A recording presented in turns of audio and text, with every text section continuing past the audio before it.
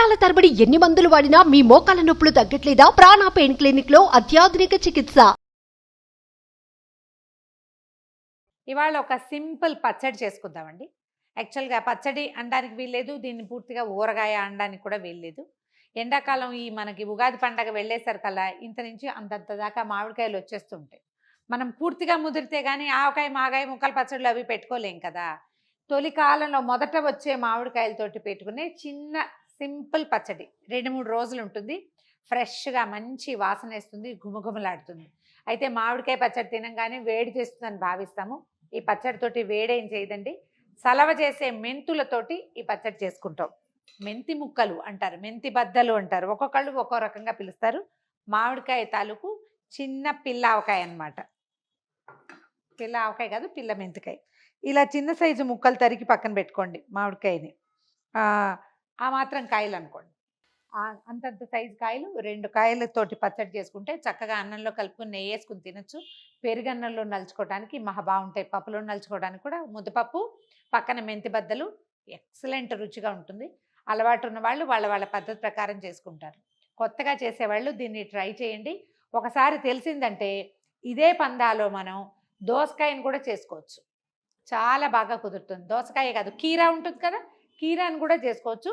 Simple and ఈజీయే. చూద్దాం ఎలాగో. మామిడికాయ ముక్కలు తరిగి పక్కన పెట్టుకున్నాము.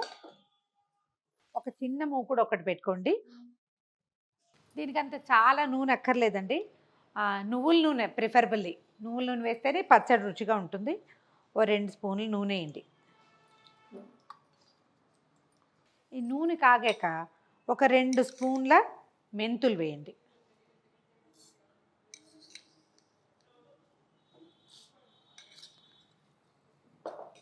సిమ్లో పెట్టండి. మెంతులు వేగాలి కానీ మరీ మాడిపోకూడదు.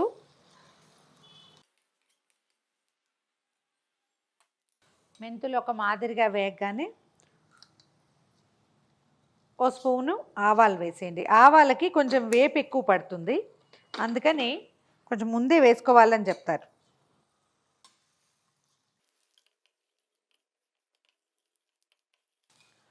మనం కావాలనుకుంటే ఆవాలు ఇంకొంచెం ఎక్కువ కూడా వేసుకోవచ్చు, మన ఇష్టము. ఆవాలు చిట్టుపట్లాడుతున్నాయి చూడండి. మెంతులు కూడా ముదురు రంగు వేపు వచ్చేసింది. ఇప్పుడు ఒక స్పూను మినపప్పు వేద్దాం. పచ్చడికి కొంచెం బైండింగ్ వస్తుంది అనమాట, బాగుంటుంది. వాసన కూడా చాలా బాగుంటుంది.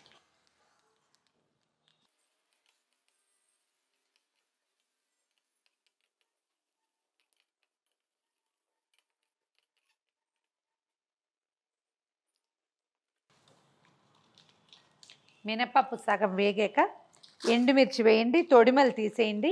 ఇవి సుమారుగా ఒక 12-13 కాయలు వేస్తే మన ఈ 2 మామిడికాయలు ఉన్నాయి కదా, వాటి సైజుకి సరిపోతుంది. ఇది కారం చూసుకోవాలి, మనకు తెలియదు కదా, అందాజుగా చేసే పని. వీటికి పెద్దగా కొలతలు ఏమి ఉండవు. ఇప్పుడు ఈసారి చేసాము, మెంతి రుచి ఎక్కువ నచ్చలేదనుకోండి, 1 స్పూన్ మెంతులు తగ్గించడం, 1 స్పూన్ ఆవాలు పెంచుకోవటం. ట్రయల్ అండ్ ఎర్రర్గా 2-3 సార్లు చేసి మనకు ఒక పద్ధతిని ఫిక్స్ చేసుకోవాలి. అది మన టేస్ట్ని అనుసరించే ఉంటుంది. ఇదిగో మిరపకాయలు వేగిపోయినాయి, మాడనివ్వకండి. ఒక చిటికెడు ఇంగు వేసేద్దాము. ఇంగు మీ చాయిస్ కాకపోతే మానేయండి, కానీ ఇందులో వెల్లుల్లిపాయలు మాత్రం వేయకూడదు.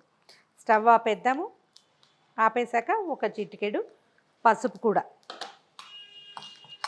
దీన్ని ఏం చేయాలంటే ఒక ప్లేట్లోకి తీసేసుకోండి, ఎక్కువ మాడిపోకుండా అన్నమాట.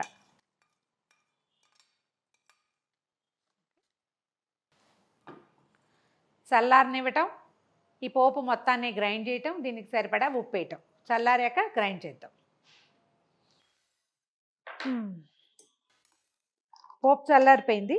దీన్ని చిన్న మిక్సీ జార్లో తీసుకుని గ్రైండ్ చేసేద్దాము.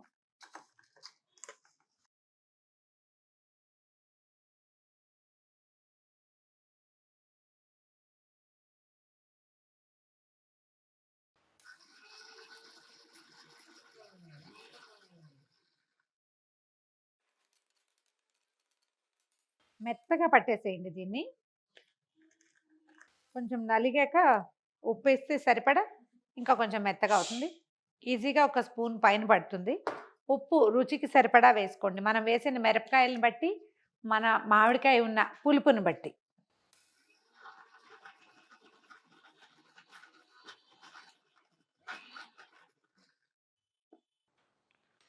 మామిడికాయ ముక్కలను బౌల్లో తీసుకోండి. ఇలాంటి ఏ పచ్చడి చేసినా ఇదే కాదు, ఏది చేసినా చేతులు తడిగా ఉండొద్దు, పాత్రలు తడిగా ఉండొద్దు, మిక్సీ జార్ తడిగా ఉండొద్దు. ఈ జాగ్రత్త తీసుకుంటే ఏంటంటే కొంచెం 2 పూటలు నిలవ ఉంటుంది వస్తువు. ఇది చూడండి, ఇప్పుడు ఈ కారాన్ని ఇందులో కలిపేద్దాం.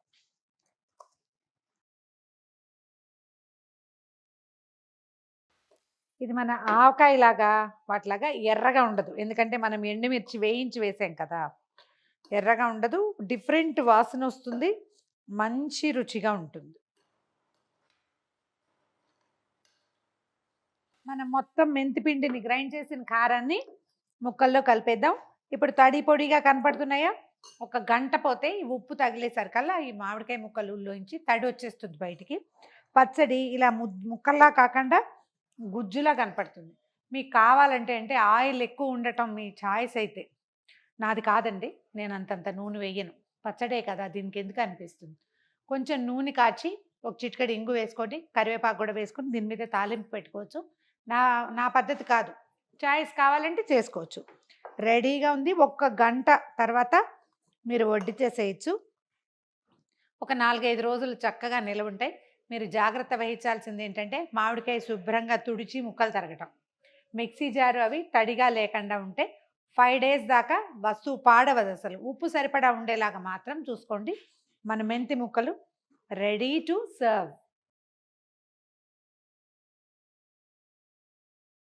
ట్రై చేసి చూడండి. ఈ వీడియో కనుక మీకు నచ్చినట్లయితే లైక్ చేయండి, షేర్ చేయండి. మరిన్ని ఇంట్రెస్టింగ్ వీడియోల కోసం సుమన్ టీవీ కిచెన్ని సబ్స్క్రైబ్ చేసుకోండి.